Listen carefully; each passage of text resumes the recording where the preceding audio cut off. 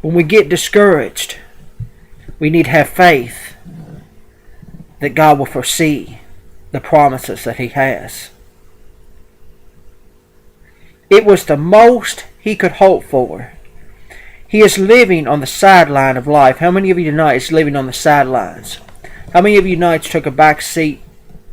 He had never heard the good news. How many of you tonight never heard about salvation? How many of you tonight never heard about deliverance? How many of you never heard tonight that God can heal you from the top of your head to the bottom of your feet, no matter what you're going through tonight? There is power in His name tonight. He couldn't get into the church, and he thought all church people are good for was a handout. How many of you think that tonight? Unfortunately, this is the attitude of many people today. They hurt, but they hurt in silence. And the church is the last place they want to go. Many of them view the church as self-righteous. But even if they have a good view of the church, they lack the motivation to get out of bed on Sunday morning to come to church. There are 5 things I believe the church with Pentecostal power ought to do. Number 1, a church with Pentecostal power ought to raise the level of expectancy. You should go expecting to receive a blessing. You know, I'll never forget a story that my mom told me years ago. She didn't go to church. She wasn't doing what she was supposed to do, but she came to this tent revival one day, and she said she looked at my grandma and said that I'm never going to leave here the same way that I came. And she ended up giving her heart to the Lord tonight, and her life was changed forevermore. She's not where she needs to be today, but at one given point in time, that was the word she spoke, and she received something from the Lord.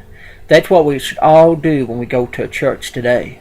We should all walk in and say, no matter how long you've been a Christian, no matter if you've not been a Christian, even if you just listen to this broadcast, no matter what you do, you should always say you will never leave the same way that you came. And you need to receive and expect a blessing from the Lord tonight. A church with Pentecostal power ought to raise the level of expectancy.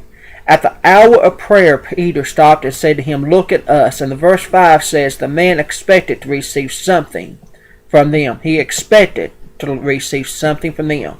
That's what we should all do tonight. He did not know what he was going to get. Possibly thought it would be money. But the faith was quickened by Peter's words. Expectation is necessary to be used by God. And to receive anything from God, you've got to expect it if you want to receive. We can claim gifts of healing. We can claim all gifts. But we could pray for you all we want to. But if you ain't got the faith in God that God's going to heal you, you're not going to be healed. We've got to expect the blessing tonight. We've got to accept the healing. We've got to accept the delivery. We've got to accept the deliverance. We've got to accept tonight. And we got to go expecting to receive something from the Lord. You must expect it. Peter and John knew what they had received, and they expected something to happen.